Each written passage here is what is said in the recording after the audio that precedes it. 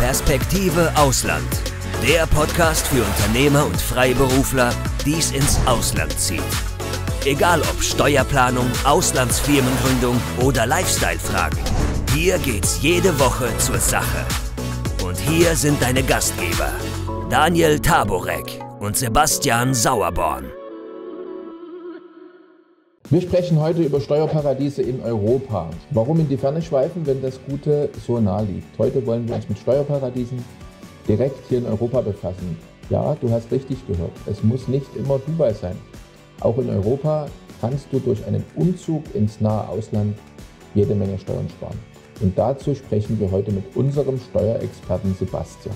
Wir haben insgesamt 11 Länder in unserer Liste und diese werden wir jetzt mal in alphabetischer Reihenfolge durchgehen. Du sagst uns dann bitte einfach immer kurz so die wichtigsten Fakten zu diesem Land. Und fangen wir einfach mal mit dem europäischen Steuerparadies Nummer 1 an, Andorra. Und nochmal zur Wiederholung, wir gehen das alphabetisch durch, also die Reihenfolge macht keine Aussage darüber, wie gut oder schlecht ein Land ist, hat also keine Prioritätsreihenfolge jetzt. Andorra, ja, in den Pyrenäen zwischen Spanien und Frankreich gelegen, 2 Autostunden von Barcelona, 80.000 Einwohner, nicht EU-Mitglied.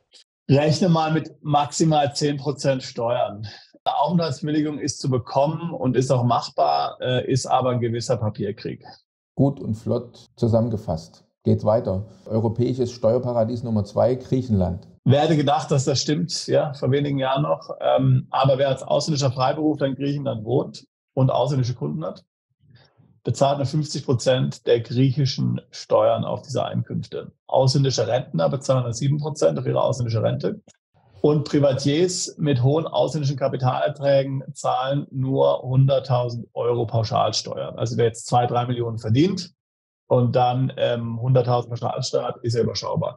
Muss allerdings noch in eine griechische Immobilie oder anderweitig in Griechenland investieren, aber sicherlich machbar. Klingt gut. Vom sonnigen Süden in den regnerischen Westen Europas zu unserem europäischen Steuerparadies Nummer 3, Irland. Ja, Irland hat den Non-Dom-Status. Alle Auslandseinkünfte in Irland sind steuerfrei für dort lebende Ausländer. Wenigstens so lange sie im Ausland bleiben und nicht in Irland verbraucht oder dorthin überwiesen werden. Das Alphabet bringt es mit sich, dass wir ein bisschen hin und her springen müssen. Also jetzt wieder zurück nach Südeuropa. Europäisches Steuerparadies Nummer 4, Italien.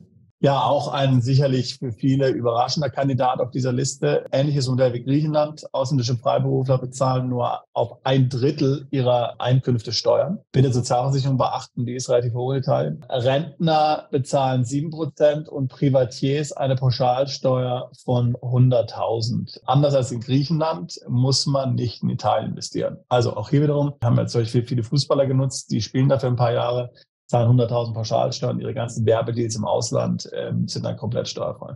Also da sage ich doch nur Espresso, Gelato, Sole.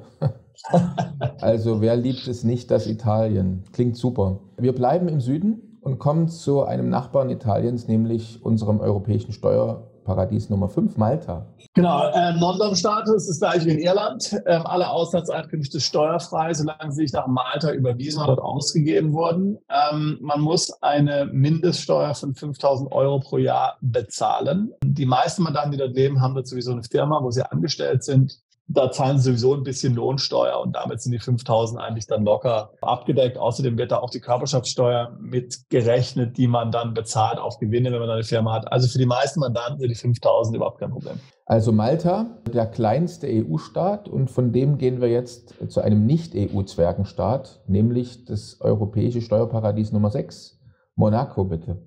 Tja, also leben wie James Bond, ganz klar. Keine Steuern, außer Mehrwertsteuer. Die Wohnungspreise sind natürlich obszön hoch und man muss 500.000 Euro auf ein Sperrkonto bei einer Bank in Monaco hinterlegen. Deswegen viele unserer Mandanten ziehen nicht nach Monaco.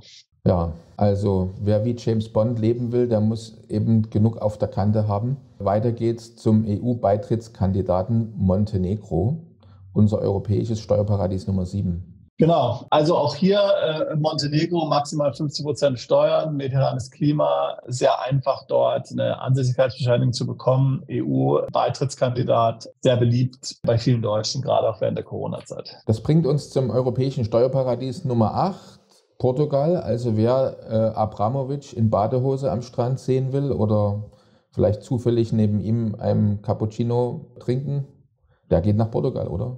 Korrekt. Portugal hat den NRR-Status. Gemäß dem NRR-Status sind ausländische Kapitalerträge zum Teil steuerfrei, Dividenden sind steuerfrei, Rentner zahlen nur 10% Steuern. Jemand, der dort angestellt ist, zahlt nur 20% Steuern. Auch wieder Sozialbeiträge beachten, die sind in Portugal relativ hoch. Das Ganze gilt für 10 Jahre. Ein sehr beliebtes Modell, gerade dann, wenn man eben Dividenden von der Auslandsfirma hat. Interessant auch. Jetzt das europäische Steuerparadies Nummer 9. Man glaubt es kaum, Rumänien. Also wen zieht es dahin, fragen sich vielleicht manche. Aber in Rumänien hat man halt auch den Charme, gleichzeitig vielleicht die meisten mittelalterlichen Städte noch mit Originalflair zu erleben und trotzdem eins der schnellsten Internets in Europa zu genießen. Aber was bringt es steuerlich? Also Rumänien ist insbesondere für Unternehmer interessant. Ja, wer dort ein Unternehmen gründet und eine Person anstellt, zahlt 3% Steuern.